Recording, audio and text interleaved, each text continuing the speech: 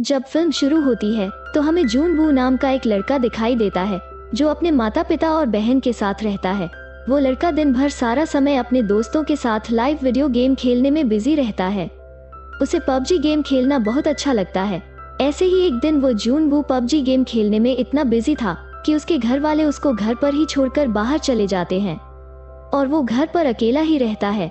Game खेलते खेलते जून वू अचानक टीवी पर एक न्यूज रिपोर्ट देखता है। तभी उसमें पता लगता है कि एक वायरस पूरे सियोल, कोरिया में फैला है। जिस लोगों को यह वायरल हुआ है वो लोग एक दूसरे को काट रहे हैं।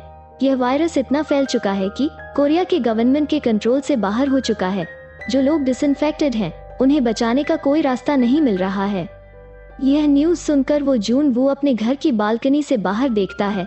तब उसे पता चल जाता है कि लोग एक दूसरे को बहुत बुरी तरह से काट रहे हैं। दरअसल यह ज़ॉम्बी वायरस होता है। इस वायरस से लोग ज़ॉम्बी बन जाते हैं। यह सब देखकर वो बहुत डर जाता है। यह सब देखकर वो घर की विंडो सब बंद करता है। तब उसका एक पड़ोसी जबरदस्ती उसके घर में आता है। वो जून वू से कहता है कि उसे वॉशरूम जाना है, लेकिन फिर जून वू को एक न्यूज दिखाई देता है कि जो लोग को यह वायरल हुआ है वो लोग अजीब से बातें करते हैं। उनकी त्वचा सफेद हो जाती है और उनकी आंखें लाल हो जाती हैं। इसे सुनकर उसका पड़ोसी एक ज़ॉम्बी में बदल जाता है, लेकिन जून वू उसे घर से बाहर निकालने में कामयाब हो जाता है और जल्दी से दरवाजा बंद कर लेता है। इसी समय जून वू के माँ का एक मैसेज आता है कि क्या तुम ठीक हो। वो एक नोट पर आई एम अलाइव लिखता है और अपने माता पिता के फोटो पर चिपका देता है। जून वू अपने मोटिवेशन के लिए ऐसा करता है और अपने फ्लैट में खुद को बंद कर लेता है। जून वू खुद को ज़ॉम्बी से बचाने के लिए फ्रिज को मेन डोर पे रखता है। वो सोशल मीडिया पर स्टे अलाइव के बारे में एक सोशल नोट अपलोड करता है। जून वू को कुछ मदद मिल जाए इसलिए ऐसा अपलोड करता है। सिग्नल मिलने पर उसने ड्रोन की मदद से इसका पता लगाया। जिस जगह जून वू रहता था वहाँ वायरस तेजी से फैल चुका था। हर कोई एक ज़ॉम्बी बन गया है। अजीब बात ये थी कि इन ज़ॉम्बी को उनकी डेली रूटीन की आदतें याद थीं, जैसे सुनना, देखना, चलना या उनकी डेली रूटीन। जो लोग ऑफिस जाते थे तो ज़ॉम्बी बनकर भी ऑफिस जा रहे थे। जून वू को याद आता है कि वो रेडियो के मदद से अपना मैसेज दे सकता है, लेकिन उसके घर में ऐसा कोई रेडियो नहीं था। समय बीत रहा था और हर दिन जून वू उसकी मदद के लिए बहुत सारी वीडियो बनाते जा रहा था। जाहिर सी बात है कि कई दिनों तक घर में बंद रहने से खाने पीने की चीजें, इंटरनेट और नेटवर्क जैसी हर चीज की कमी हो गई। रात में वो एक पुलिस ऑफिसर को देखता है जो अपनी जान बचाने के लिए ज़ॉम्बी से लड़ रहा था, लेकिन वे ज़ॉम्बी उसे भी मार देता है। सब कुछ जून वू अपने घर की विंडो से देख रहा था। वो उस पुलिस ऑफिसर को बचाने के लिए ज़ॉम्बी का ध्यान अपनी ओर खींचता है, लेकिन जून वू कुछ नहीं कर पाता। इसके बाद जून वू देखता है कि उसके घर में खाने पीने की चीजें खत्म हो गई हैं। फिर वो शराब पीकर अपनी भूख को मिटा देता है। पहले उसे अच्छा लगता है, फिर उसे नशा होने लगता है। नशे में उसको लगा कि उसका परिवार घर आ गया है और सब कुछ पहले जैसा ठीक हो गया है, लेकिन सच में ऐसा कुछ भी नहीं था और वो बेहोश हो जाता है। नेक्स्ट डे अचानक उसका मोबाइल फोन का नेटवर्क आ जाता है और उसके परिवार का उसे एक व्हाट्सएप मैसेज आता है। यह व्हाट्सएप मैसेज इंसानों में आखिरी था क्योंकि वो भी ज़ॉम्बी बन चुके थे। यह देखकर जून वू को गुस्सा आता है और वो अपना घर तोड़ना शुरू कर देता है। गुस्से में वो अपने घर का सब कुछ तोड़ देता है और अपने फ्लैट से बाहर जाता है, लेकिन उन भयानक लोगों को देखकर वो अपने फ्लैट पर वापस आता है। बाहर के लोगों को देखकर वो सोचा करता था कि वो कभी ज़ॉम्बी नहीं बनेगा। यह सोचकर वो खुद को फांसी लगाने की तैयारी कर रहा था, लेकिन अचानक सामने की बिल्डिंग से किसी ने लेजर लाइट से जून वू की मदद की और उसे बचा लिया। जब जून वू देखने के लिए उठता है तो उसे सामने के बिल्डिंग में किम यू बिन नाम की एक लड़की दिखाई देती है। दोनों सिग्नल के जरिए बात करते हैं। किम यू बिन ने उसके मेन डोर पर एक जाल लगाया था जिसमें एक ज़ॉम्बी फंसा हुआ है। मौका पाकर वो उसे मार देती है।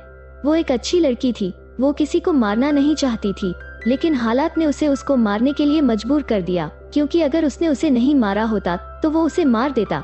किम यू बिन को पता चलता है कि जून वू कई दिनों से भूखा है, इसलिए उसे खाना देने के लिए वो खाने को रस्सी से बांधती है और जून वू के अपार्टमेंट में फेंकने की कोशिश करती है।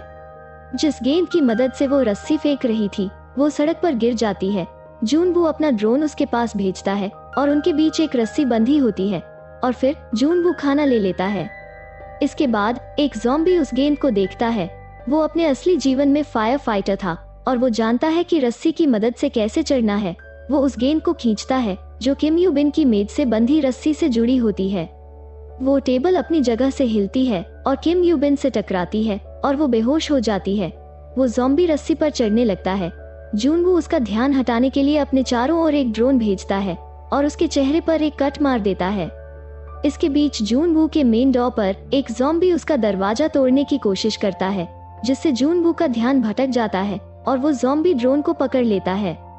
अब किम यू बिन को होश आता है और वो उस ज़ॉम्बी का हाथ काट देती है। वो नीचे गिर जाता है और मर जाता है। जूनवू पास के फ्लैट में खाना खोजने का फैसला करता है।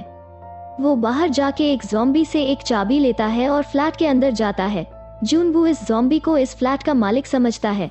उसे फ्लैट में उसको phones, earphones and mountaineering equipment सब मिल जाता है। जूनवू सोचता है कि इस फ्लैट में जो भी था वो कितना डेयरिंग वाला होगा। वो उस फ्लैट का बेडरूम में जाता है। वहाँ उसे एक लेडी की डेड बॉडी दिखाई देती है। उसी वक्त उस घर का मालिक आता है और उस पर हमला करता है, लेकिन किसी तरह जूनवू अपनी जान बचाता है और वहाँ से चला जाता है। जूनवू रेडियो की मदद से मैसेज देना चाहता था, लेकिन रेडियो भी बंद था। जूनवू किम यू बिन को एक वॉकी टॉकी भेजता है। ये दोनों कई दिनों तक एक दूसरे को हिम्मत देते रहते हैं। किम यू बिन कहती है कि उसे ऊंचाई से डर लगता है। यहाँ हमें पता चलता है कि खाने पीने के साथ हमें किसका साथ रहना भी कितना जरूरी है, क्योंकि अकेले रहने से कभी कभी हम मुसीबतों का सामना नहीं कर सकते हैं। पीने के पानी के लिए दोनों बाहर कंटेनर रखते हैं। बारिश के बाद इन कंटेनर में पानी भर जाता था और वो इसे यूज किया करते थे। एक दिन बहुत सारे ज़ॉम्बी अचानक उसके अपार्टमेंट के पास आते हैं। उनकी हरकतों से लगा जैसे बारिश हो रही हो। दरअसल यह ज़ॉम्बी के दौड़ने की आवाज थी। हड़बड़ी में कुछ चीजें किम यू बिन के हाथ से छूट जाती हैं। यह सुनते ही सारे ज़ॉम्बी सीधे उसके अपार्टमेंट जाने लगते हैं। उसी समय जूनवू उसके घर के लैंडलाइन नंबर से उसके नेबर के घर में कॉल करता है, जिसके कारण सभी ज़ॉम्बी दूसरे अपार्टमेंट में चले जाते हैं। इसका मतलब है कि उनमें सुनने की शक्ति बहुत अच्छी थी। वे दोनों बात करते हैं कि अगर वे यहाँ ऐसे ही रहे तो एक दिन मर जाएंगे। किम यू बिन बताती है कि उसने जूनवू के अपार्टमेंट की 8th फ्लोर पर कोई ज़ॉम्बी नहीं देखा है। वो कहती है कि उन्हें जिंदा रहने के लिए कुछ खाने की तलाश में वहाँ जाना होगा। वे दोनों अपने अपार्टमेंट से नीचे आते हैं और उनके और ज़ॉम्बी के बीच एक जोरदार लड़ाई होती है। किसी तरह बहुत मुश्किलों के बाद जान बचाकर वे दोनों लिफ्ट तक आते हैं। वे दोनों 8वीं मंजिल पर पहुंच जाते हैं, लेकिन ज़ॉम्बी उन्हें अकेला नहीं छोड़ते और वहाँ भी उनका पीछा करते हैं। तभी एक अननोन पर्सन आता है और उन्हें ज़ॉम्बी से बचाता है। वो आदमी उन्हें खाना और पानी देता है। किम यू बिन को शुरू से ही उस अननोन पर्सन के बारे में थोड़ा शक करती है, इसलिए वो खाना नहीं खाती है, लेकिन जबरदस्ती उन्हें वो खाना खाना पड़ता है। वो आदमी दरअसल अच्छा इंसान नहीं था। वो उन्हें धोखा दे रहा था। उसने उन्हें बेहोश करने के लिए उनके खाने में कुछ मेडिसिन मिला दी थी। बेहोश होने पर वो उन्हें बांध देता है और वो किम यू बिन को उसकी ज़ॉम्बी पत्नी के खाने के रूप में ले जाके उसे अपनी पत्नी के कमरे में फेंक देता है। इस बीच जूनवू जाग जाता है और उसको घर में एक बंदूक मिल जाता है। वो बंदूक उसकी ओर इशारा करता है, लेकिन वो आदमी उसकी एक नहीं सुनता। दोनों में लड़ाई होता है। इसी समय इधर किम यू बिन उस महिला के चेहरे को कपड़े से ढककर बड़ी समझदारी से काम लेती है और उसे उसके पति के पास धकेल देती है और वो अपने ही पति को काटती है और मौका देखकर उन दोनों को मार डालते हैं। गोलियों की आवाज सुनकर सभी ज़ॉम्बी इस फ्लैट की ओर आगे बढ़ते हैं। किम यू बिन कहती है कि जूनवू उसे गोली मार दे और बाद में वे दोनों एक हेलीकॉप्टर की आवाज सुनते हैं। बहुत देर तक ज़ॉम्बी के साथ मुकम्बी को गोली मारते हैं और साथ ही उनके जीवन के लिए प्रार्थना करते हैं।